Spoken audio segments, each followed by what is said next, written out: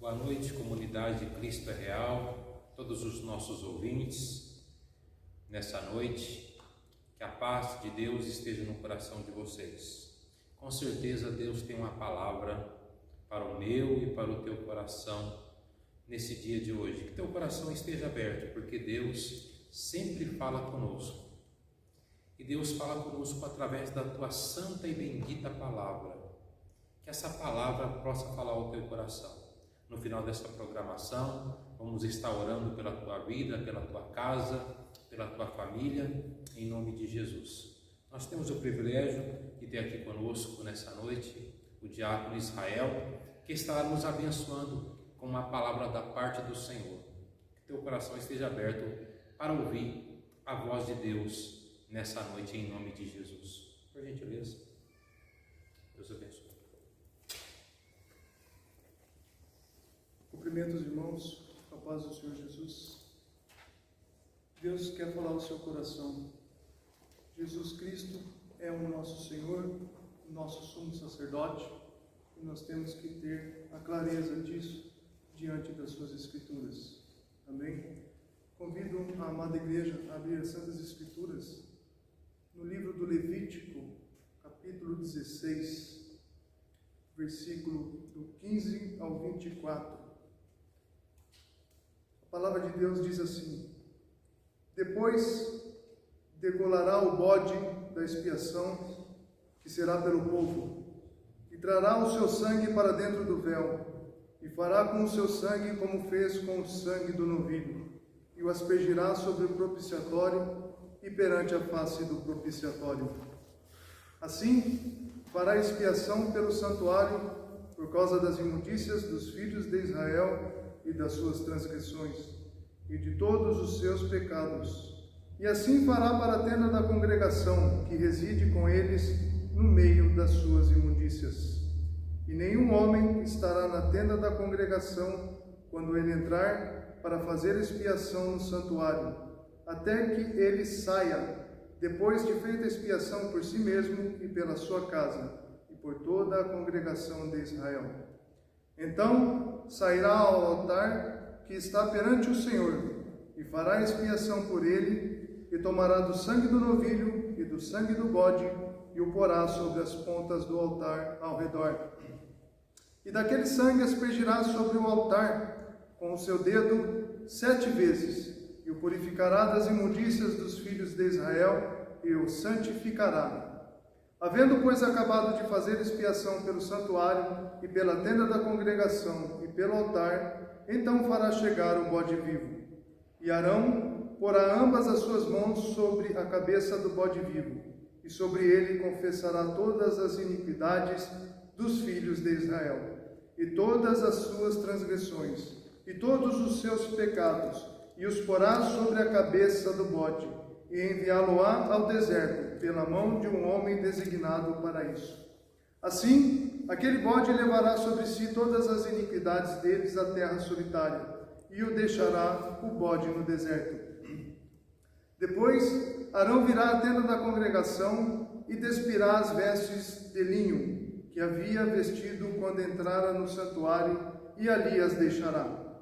E banhará sua carne em água no lugar santo, e vestirá as suas vestes. Então sairá e preparará o seu holocausto, e o holocausto do povo, e fará expiação por si e pelo povo. Eu quero que os irmãos se atentem ao versículo 23, onde diz: depois Arão virá à tenda da congregação e despirá as vestes de linho que havia vestido quando entrara no santuário, e ali as deixará. O tema desta noite é a obra redentora de Cristo do Getsêmani até o Calvário, e o assunto é Jesus, o nosso sumo sacerdote. O conceito de sacerdócio na cronologia humana, ela remonta ao tempo de Adão e Eva, quando ali o nosso supremo sacerdote, Deus, ele costura peles sangrentas para cobrir o pecado de Adão e Eva. Ali ele já estava fazendo a cobertura do pecado do ser humano. Em Êxodo capítulo 12, nós vemos que Deus estabelece uma regra para que o cordeiro pascal fosse morto, fosse imaculado, fosse sacrificado dentro das casas. Mas como a Bíblia ela é progressiva, em Deuteronômio capítulo 16, versículo 2, essa regra muda. Por quê? Porque até então, em Êxodo capítulo 12, eles não haviam um santuário. Mas a partir de Deuteronômio, o povo já tinha um santuário. E então Deus estabelece que o cordeiro não poderia ser morto em suas casas e nem nas cidades ao redor, porque o cordeiro só havia de ser morto ao local aonde Deus estabelecera o seu nome, no tabernáculo. O povo de Israel no cativeiro, ele tinha aquela imagem de sacerdócio muito grande no seu coração. Por quê? Porque quando eles estavam no Egito, eles estavam acostumados a ver os sacerdotes egípcios indo para um lado de um templo para o outro. Então, eles já estavam acostumados com isso. Então, no coração deles, eles queriam um local para adorar o nome de Jeová. Então, Deus estabelece então um tabernáculo. E para o serviço do tabernáculo, ele separa uma tribo, a tribo de Levi. E como funcionava essa tribo? Essa tribo tinha os sacerdotes e os levitas. Os sacerdotes, eles pegavam a oração do povo e iam até Deus e oravam a Deus. Os levitas, eles eram os administradores do tabernáculo. Então, o que eles faziam? Eles administravam todo o procedimento de dentro do tabernáculo. Inclusive, havia os gibeonitas que faziam o quê? Que eles colocavam as lenhas e a água dentro do tabernáculo. Mas como funcionava o serviço do sumo sacerdote nesse primeiro dia, que era o dia da expiação? Esse dia da expiação, meus irmãos, era anual. Todo ano eles tinham que oferecer um sacrifício. Era um sacrifício pelos seus pecados. Só que o sacerdócio levítico, ele não é tão profundo. Por quê? Porque os sacerdotes, eles estavam o quê? Eles poderiam pecar, eles estavam o quê? Proveniente à morte. E o sacerdócio de Jesus, ele não viu a morte, ele passou pela morte. Por isso, o pecado implorava por um sacerdote maior, que é Jesus Cristo. Nós temos que ter em mente que Jesus Cristo, ele cumpre o sacerdócio dentro do templo espiritual, tanto no templo físico como no templo no céu. Mas para nós entendermos melhor como funcionava esse dia da expiação, nós temos que ter em mente como era o tabernáculo. O tabernáculo tinha a primeira parte, que era o átrio, e dentro do átrio, ali ficava ao redor apenas aqueles que eram considerados limpos e puros, para conseguir chegar até o sacerdote e fazer a sua expiação. Então, o sacerdote pegava o seu holocausto, sacrificava, e ele ia até o lugar santo. Dentro do lugar santo, ele já estava com o sangue do holocausto em suas mãos e também com o incenso em suas mãos. Feito isso, apenas ele sozinho poderia entrar ao lugar santíssimo. E o que ele fazia no lugar santíssimo? Quando ele entrava no lugar santíssimo com o incenso na mão, aquele incenso produzia fumaça. E quando ele estava de frente com o propiciatório, aquela fumaça era para ele não ver a glória de Deus. E já com o sangue em suas mãos, com o seu polegar, ele aspergia 7 vezes sobre a tampa do propiciatório e sobre a face do propiciatório. Quando o sacerdote fazia isso no dia da expiação, as suas vestes ficavam todas encharcadas, chapiscadas de sangue. E então ele saía do Santíssimo, ia até o altar de incenso e chapiscava mais 7 vezes com o seu dedo o altar de incenso. Após isso, leva-se em consideração o que Deus queria com esse sacrifício. O que levava Deus a fazer com que o sacerdote pegava o sangue no átrio e levasse até o Santíssimo? É uma pergunta. A primeira questão que é levantada é que o cordeiro, ele foi morto em favor e em pecado do povo. A segunda questão, Ezequiel 18 diz que a alma que pecar, essa morrerá. Agora, o sangue, ele é um fator preponderante na remissão dos nossos pecados. Sem sangue não há remissão. O sangue é importante. Agora você, meu irmão, se coloque no lugar de Deus e imagine como que o sangue ia comprar o seu sangue com sangue. Para quem entende de lei, sabe o que é um depósito em juízo. O depósito em juízo é quando você estabelece um depósito e o produto de venda está na mão do vendedor, que aqui representa Satanás. E Deus, Ele faz o depósito em juízo. Mas uma questão que se levanta é que a alma que pecasse, essa morreria. Mas Satanás comete um erro. Satanás, ele mata o inocente. Porque Jesus, o sangue dele é puro, é sangue inocente, é sangue sem mácula. Quando ele mata um inocente na cruz, o trato fica desfeito.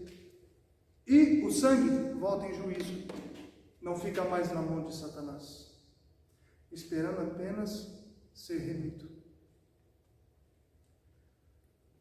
Satanás, ele mata um inocente porque ele nunca teve certeza de que Jesus era o Cristo, o Filho de Deus. Se você analisar em Lucas capítulo 4, na tentação de Jesus, a primeira tentação ele fala assim: transforme estas pedras em pão, se tu és o Filho de Deus. Conjunção aditiva de dúvida, se. Se tu és o Filho de Deus, transforme estas pedras em pão. Jesus responde: nem só de pão viverá o homem. Ele se apresenta aqui como homem. Por quê? Porque Deus, Jesus, quando ele veio, ele se desfez de toda a sua glória e veio 100% homem, 100% Deus.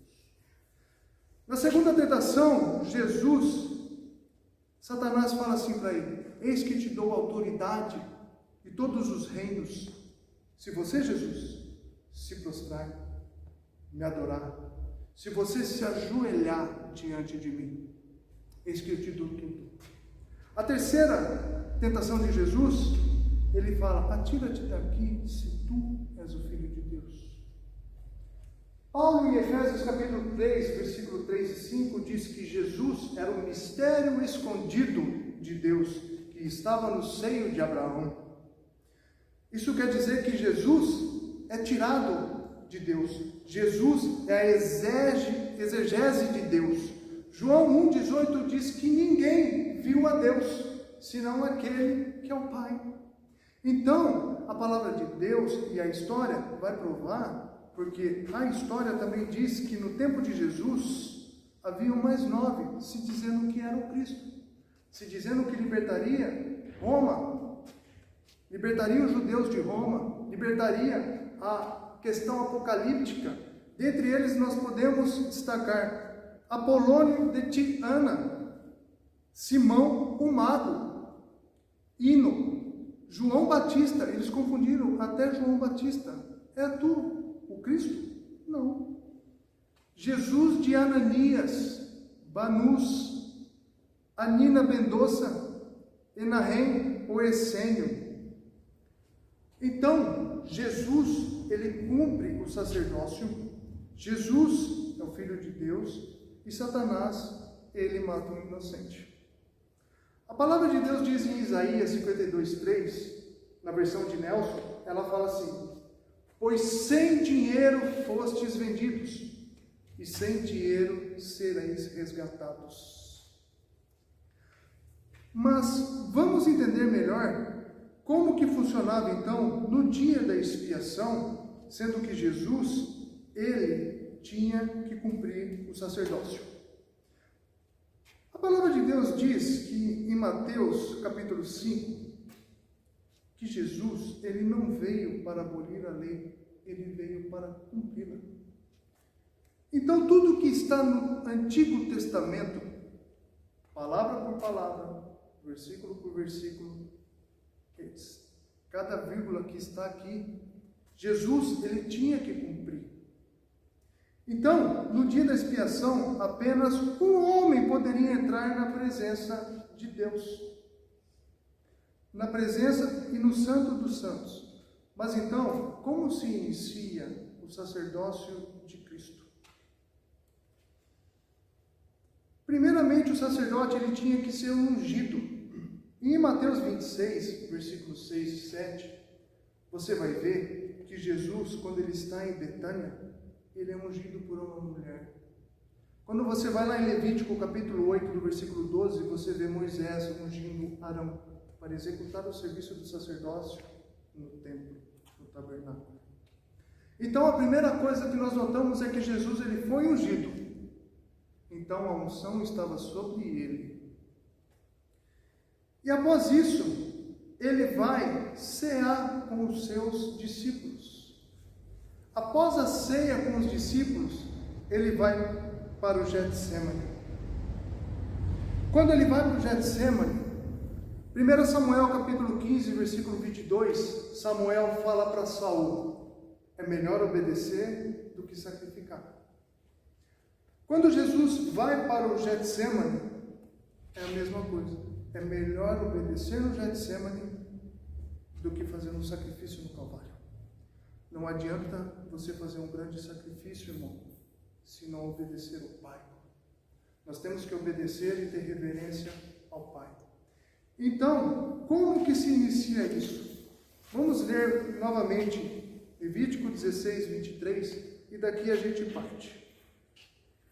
Depois, Arão irá à tenda da congregação e despirá as vestes de linho que havia usado quando entrara no santuário, e ali a deixará. Depois de ter realizado o sacrifício, Arão ficava com suas vestes chapiscadas. Então Deus ordena que ele troque as suas vestes no lugar santo. Porque no lugar santo tinha uma bacia e os dois levitas, esperando para que Arão chegasse e trocasse suas vestes. Porque quando ele saía para o arraial, ele estaria com suas vestes de linho fino limpas. Vamos abrir então Apocalipse 19, 11 e 13 para os irmãos terem uma ideia do que se trata isso. É interessante, irmãos, que ninguém via a roupa de Arão suja. Somente os levitas que estavam dentro do Santo dos Santos. Apocalipse capítulo 19, versículo 11, 13.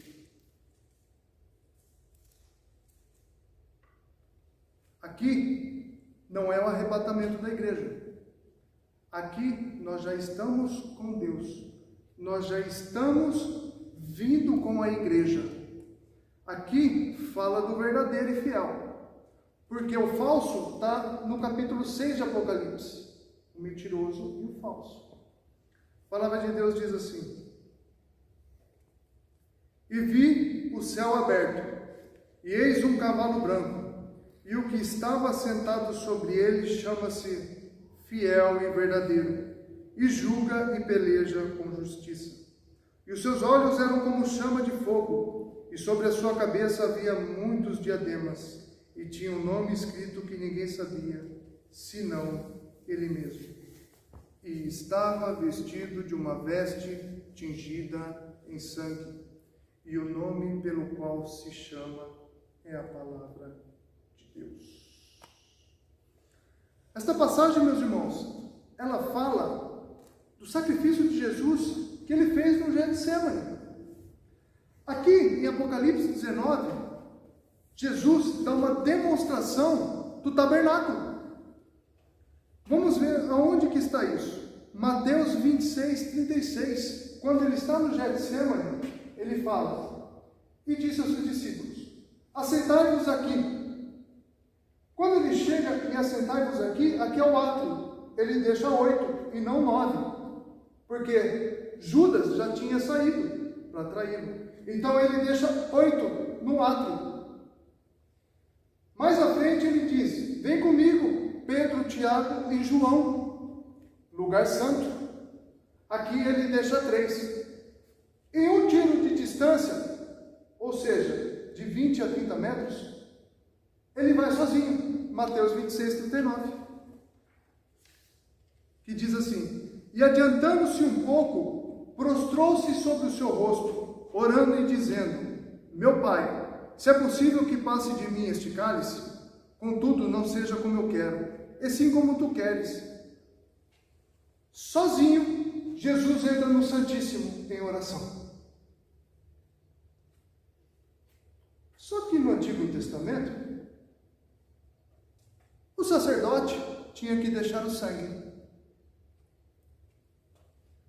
Lucas capítulo 22, versículo 44 diz que, estando ele em agonia mais intensamente, suou gotas de sangue, e suas vestes ficaram molhadas de sangue, chapiscadas. E o sangue cai na terra. Nós somos terra, nós viemos do pó e nós voltaremos para o pó. Jesus já estava comprando você no Getsemane. Ali, o maior obediente já estava cumprindo a profecia.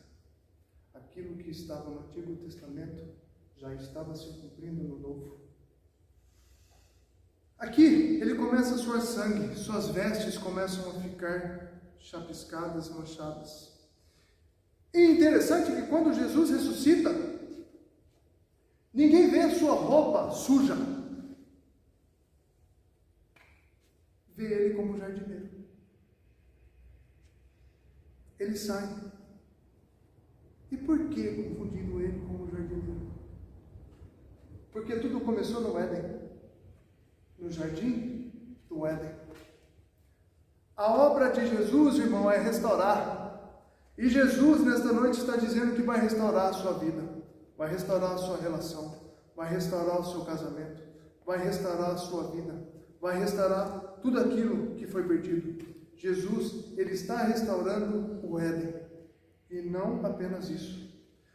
A primeira pessoa que vê Jesus é uma mulher. Porque lá no Éden, a mulher,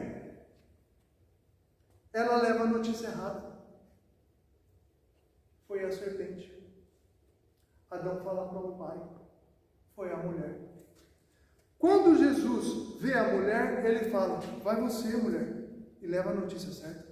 Fala que Jesus, o Pai, ressuscitou. Ele ressuscitou.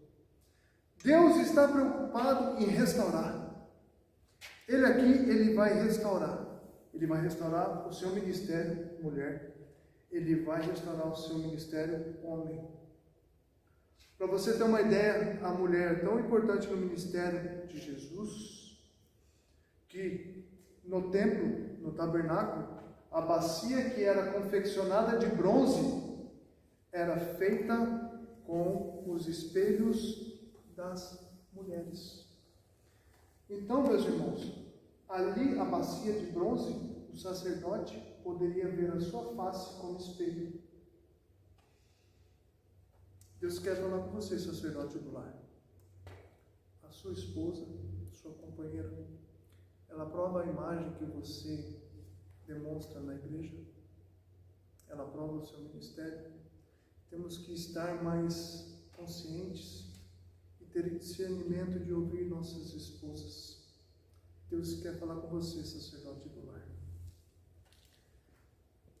Mas isso não está tão bem claro assim no Novo Testamento. Hebreus capítulo 8, versículo 5 diz assim: estes ministram em figura e sombra das coisas celestiais, assim como Moisés foi divinamente instruído quando estava para construir o tabernáculo, pois Deus disse: tenha cuidado para fazer tudo de acordo com o modelo que foi mostrado a você no monte. Aqui na terra era uma cópia, a verdadeira está no céu. Vamos abrir a palavra de Deus em Apocalipse capítulo 11, versículo 19, para ver o que Deus quer falar com nós.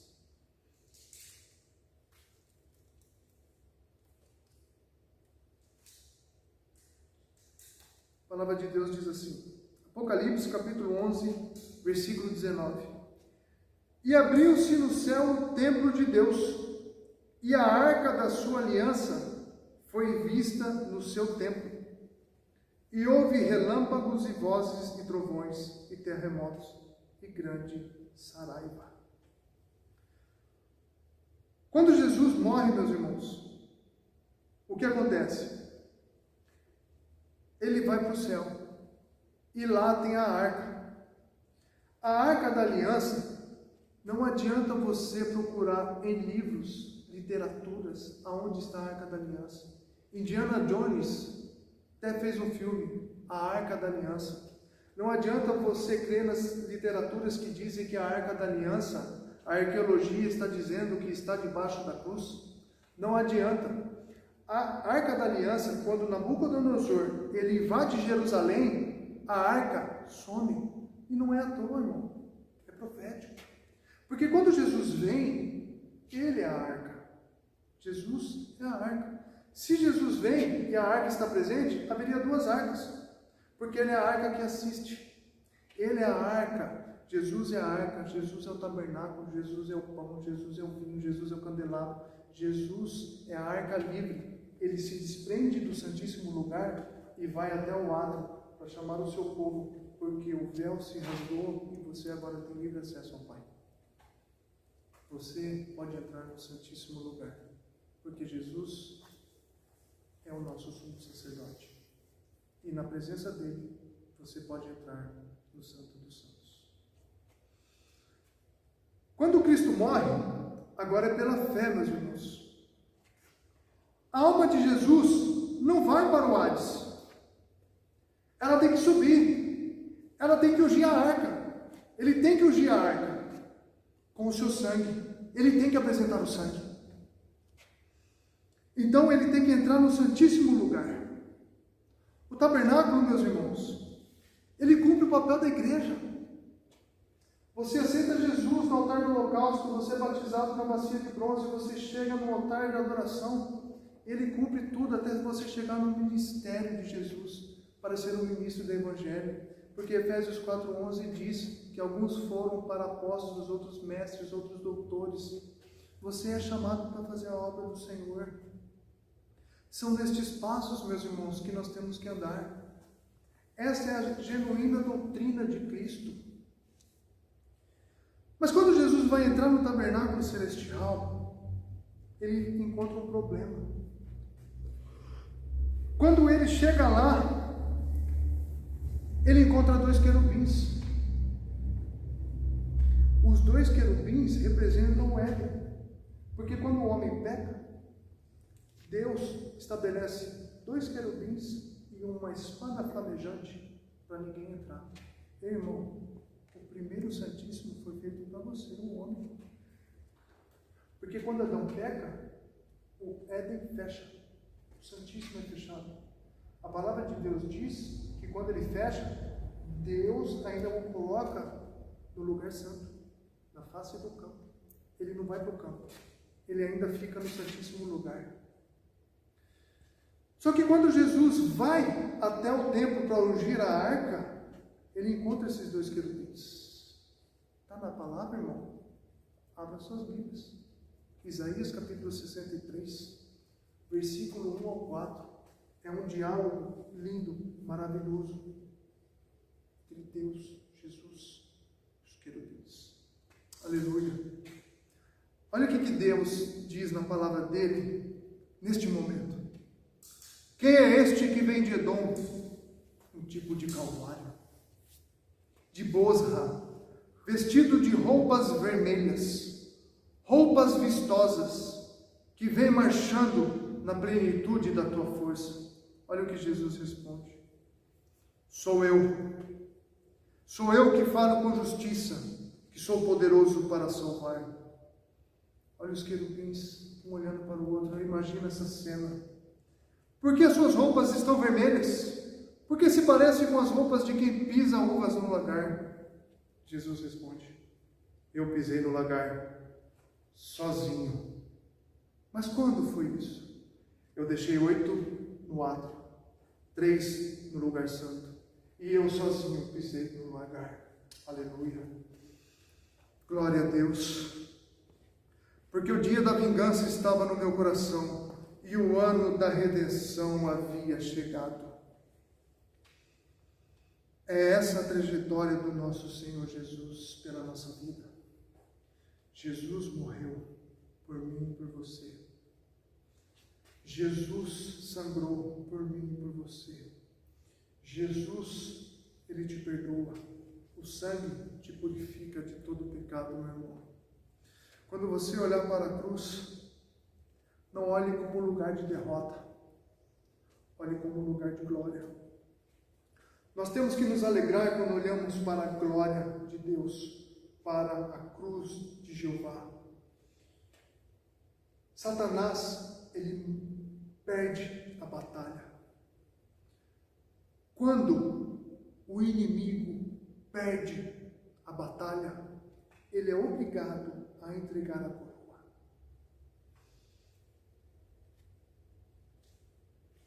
A palavra de Deus diz que quando o pecado entrou, a terra começou a produzir espinhos e abrolhos. E a única coroa que Satanás podia entregar, era uma coroa de espinhos. E Jesus aceita. Porque independente se era de espinho ou não, Jesus é o campeão dessa história. Jesus é o campeão da história do mundo. Essa é a história verídica, é fato, é real, é espiritual, mas chega até o físico. A partir de hoje, Deus quer mudar a sua vida, irmão. A partir de hoje, Deus quer começar a falar cada dia mais com você. Você deve estar se perguntando, aonde está essa coroa? Em Mateus 27, 29 diz assim: E tecendo uma coroa de espinhos, a puseram na cabeça dele, e colocaram um caniço na sua mão direita. E ajoelhando-se diante dele, zombavam, dizendo: Salve, Rei dos Judeus. Na tentação, o inimigo fala para Jesus se ajoelhar. Na condenação, os inimigos estão ajoelhados diante do Rei, o Rei dos Reis e Senhor dos Senhores. Jesus, irmão, ele não brinca. Os romanos brincaram. Não é o Rei? Salve. Jesus não brinca. Os inimigos zombam, os inimigos brincam. Você não brinca, porque isso é coisa séria. É evangelho genuíno. A palavra de Deus, toda vez que ela é entoada, até os anjos se curvam para ouvir o evangelho. Aleluia. E um dia Jesus vai voltar. E quando ele voltar, o seu manto estará escrito Rei dos Reis e Senhor dos Senhores. E vão perguntar: quem te fez rei? Jesus vai responder: vocês não lembram? Vocês me fizeram rei. Tem até a assinatura de Pilatos. Na minha cruz, vocês ainda colocaram uma placa: Rei dos Judeus, Rei dos Reis, Senhor dos Senhores. Meu irmão, Jesus, ele morreu por mim e por você, e ele teve as suas feridas abertas por mim e por você. Jesus ressuscitou e teve suas feridas fechadas por mim e por você. Quando Jesus voltar, as suas feridas estarão abertas. Você sabe por quê? Zacarias 13,6 diz: E se alguém lhe disser que feridas são essas nas suas mãos, dirá ele: são feridas com quem fui ferido na casa dos meus amigos. E sabe por que as suas feridas estarão abertas? Porque a nação de Israel não pediu perdão para Deus.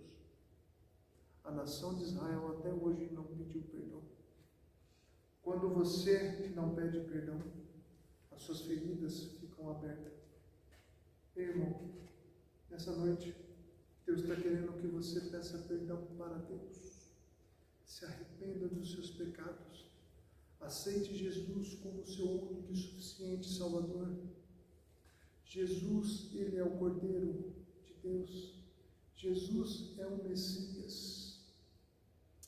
Peça perdão para o seu irmão, porque ainda há tempo. O Rei está voltando. Peça perdão. Ligue para o seu ente querido. Ligue para o seu pai. Ligue para a sua mãe. Peça perdão para a pessoa que está aí do seu lado, porque eu creio que o perdão você vai receber à vista, agora, porque Deus perdoa, e os seus pecados Ele lança no mar, e Ele não se lembra mais. Amém, meus irmãos? Esta é a palavra que o Senhor Jesus colocou no meu coração para falar para a igreja. Deus abençoe os irmãos em nome de Jesus. Quero chamar aqui de antemão o pastor Eduardo, em nome de Jesus.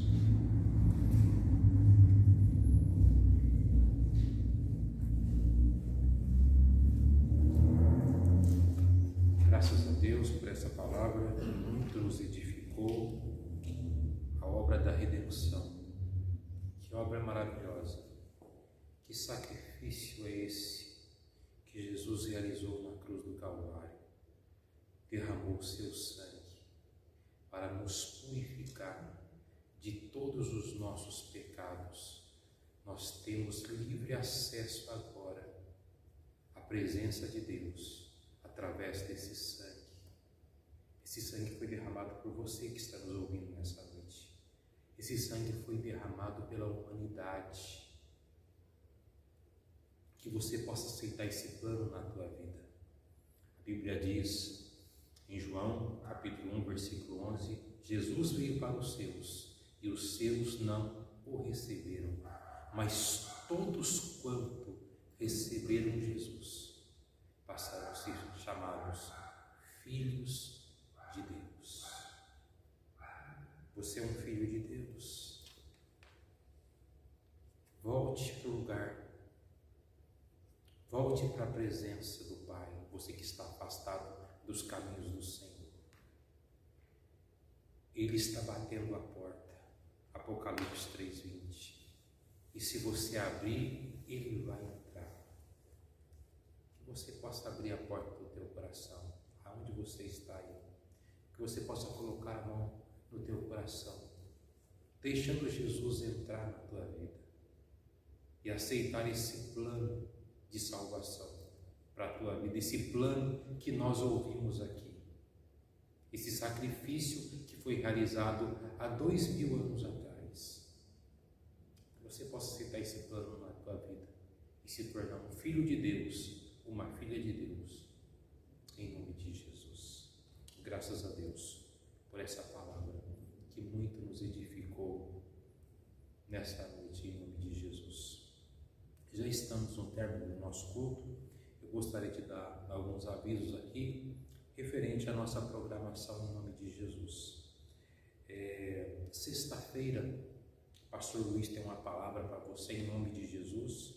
Você é o nosso convidado para estar participando de um dos nossos cultos online às 20 horas. Deus com certeza estará falando com você. E domingo, dia 25, nosso culto rosa estará aqui na nossa igreja. A doutora Lorena estará trazendo uma palavra da parte de Deus. Você é o nosso convidado para estar participando dessa programação e com certeza Deus vai falar ao teu coração. Eu gostaria, você que foi edificado por essa mensagem, compartilhe, dê o seu like, com certeza Deus estará abençoando a tua vida de uma forma poderosa. Gostaria de aproveitar também essa oportunidade de orar por você, interceder pela tua vida, em nome de Jesus. Soberano Deus, eu te agradeço por mais essa palavra, Senhor, que muito nos edificou, Senhor. Abençoa a comunidade Cristo é Real, Senhor. Todos os nossos ouvintes, ó Pai, que participou dessa programação, em nome de Jesus. Que haja salvação, que haja libertação, em nome de Jesus. Deus, eu rogo também por aqueles que estão no leito de um hospital, precisando de um milagre, precisando de uma cura. Visita, Senhor, trazendo cura, trazendo libertação, trazendo salvação, em nome de Jesus. Que o amor de Deus Pai, Filho, Espírito Santo estejam com todos os nossos ouvintes, não só hoje, mas para todo sempre. Amém e graças a Deus.